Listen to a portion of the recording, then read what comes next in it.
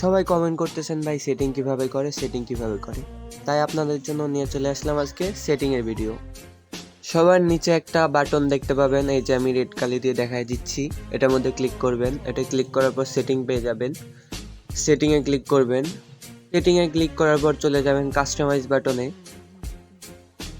Customise বাটনে click করার পর আপনারা অনেকগুলো সেটিংয়ের অপশন পেয়ে যাবেন। আপনাদের যেটাই ভালো লাগে আপনারা ওইটাই সেটিং করে নিতে পারবেন। সকলের সুবিধার্থে আমি আপনাদের সেটিং করে দেখিয়ে দিচ্ছি।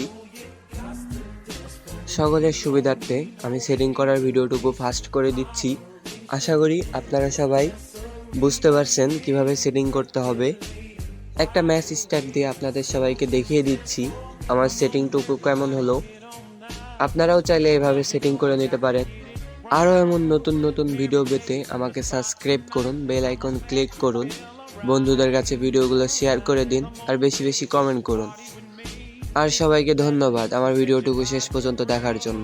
আবার দেখা হবে নতুন কোনো ভিডিও নিয়ে।